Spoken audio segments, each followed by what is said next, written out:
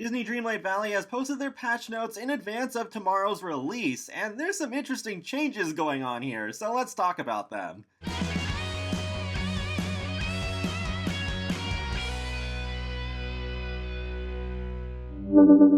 Hey folks, how's it going? This is Seagull here, back with another video on Disney Dreamlight Valley. So, the big Missions in Uncharted Space update is dropping tomorrow, and I'm so excited for it. And just as I hoped, they did release the patch notes a day early. Before I dive into all that though, I did want to quickly mention, in case you missed it, I uploaded a video this morning doing a full tour of my valley so far. I even turned my face cam on. I thought that would make it more fun.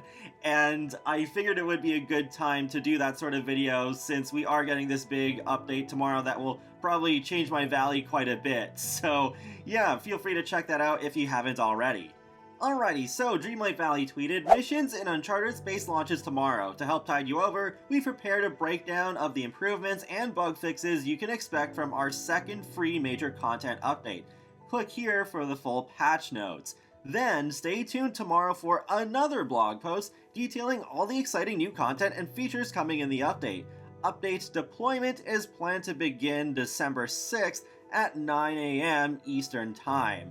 If you use Cloud Save, check out our handy reminder from the last update." Unfortunately, I am working tomorrow morning, so I won't be able to do a video until late afternoon, so I'll probably just do what I did with the Scars Kingdom update, where I'll do a video first covering the blog post, and then after that, I'll do a gameplay stream over on my Twitch channel, which I always leave a link to in the video description below. So for improvements in optimization, they are now fully compatible with Steam Deck and verified by Steam, so that's cool. They've optimized the game stability on all platforms, especially on the Nintendo Switch, so that is good. Hopefully that will make the game a lot better, because I've seen so many complaints about the Switch version in particular.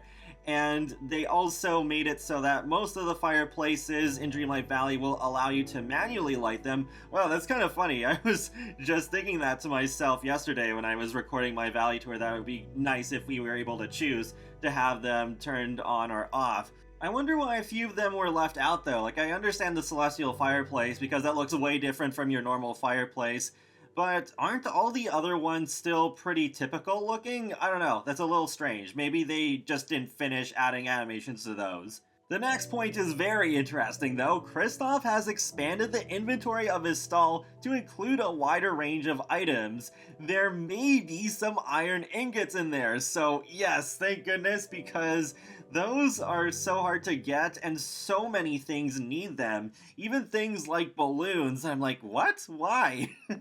But also I'm hoping that it doesn't make them too easy to get. Like, maybe they'll set a limit on how many you can buy, because if it is just like Cole, where I just wait for the right day for them to pop up and then just buy like stacks of 99 of them, then yeah, then that's not exactly a good change, but we'll just have to wait and see how this will actually play out.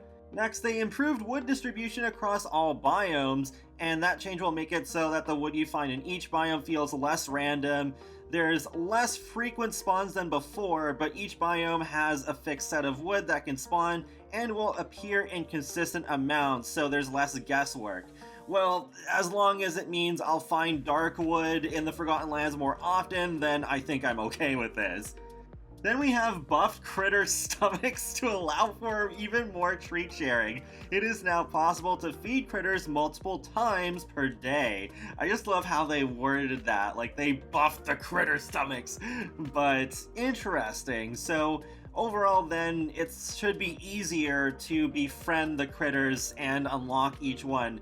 So especially for the more painful ones to get, like the red fox, then it won't be as bad. I'm guessing it'll probably be like 3 times per day? They have reduced the loading times, so that's awesome. They've reduced the game installation size and improved performance in various ways. They've also mentioned that they've improved the performance and memory usage of large gardens with 50 plus plants while gardening, so I guess digging holes won't take up as many item slots as before.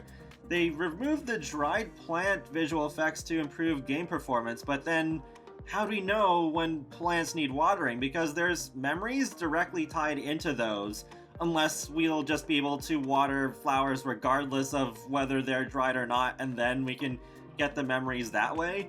Interesting that they also mentioned they've improved the item limits feedback in furniture edit mode by adding a second on-screen counter, so the top counter is supposed to track the number of different items placed in the valley, and then a bottom counter tracks the total number of items, including the duplicates. Hopefully that will make things more clear when decorating, because I have seen several people say that the item counter is way below the max limit, yet it's not allowing them to place more stuff anyway. I'm also hoping that they will increase the item limit at least a bit in the future when we keep getting more characters and buildings and decorations and such, because I think in the long run, that item limit is too low. Especially assuming that eventually we'll get more biomes, though maybe we'll have like a second half of the world where more of the biomes will be behind a loading screen, so that will kind of help ease the performance side of things. Next we have bug fixes, so all avatars now have the same animation speed, specifically with crop watering and cooking. Yeah, I have noticed, especially with crop watering, the speed with the male frame avatar is a lot faster than the feminine one, so good that they have fixed that. Critters that we have successfully befriended will now correctly appear in the collection menu. The avatar now will always look at the camera when in selfie mode. Thank goodness that one wasn't bugging me. It seemed even when I was unequipping the companions, they still seemed to kind of look away sometimes anyways. And then they fixed a soft lock, which sometimes occurred when pressing the return to title screen button. The collection menu now updates correctly when new resources are collected. A deal with Ursula Quest has been fixed so that players who had previously picked up the Dark Crystal should now be able to complete it. They have also implemented fixes for the Photo Fervor quest, Dreamlight Fountain, Part of His World, Layer Sweet Layer, and Peacemakers. And that is it for these patch notes. I gotta say, I am most interested in seeing what the new items are going to be at Kristoff's stall, and if it's going to become overpowered or not. Though, to be honest, I was expecting a few more bug fixes. I'm really surprised they still haven't fixed the critical hit minigame. You know, the one where a bunch of extra items scatter about and the music starts, but you almost never have enough time to collect them. And also, nothing mentioned about rebalancing Scrooge's shop, because it is so annoying getting that same mannequin and that little mermaid lamp and the spaceport window from WALL-E and a few others. Just so often, it makes it pretty much impossible to get all of the furniture items. And there's supposed to be about 1,000 of those in total. It'd make you think there's way less than that. It's also kind of sad that when you buy all the special clothing items shown in the windows even before you go inside the shop, it just becomes empty. There should be at least some sort of placeholder or something so it doesn't look like a glitch.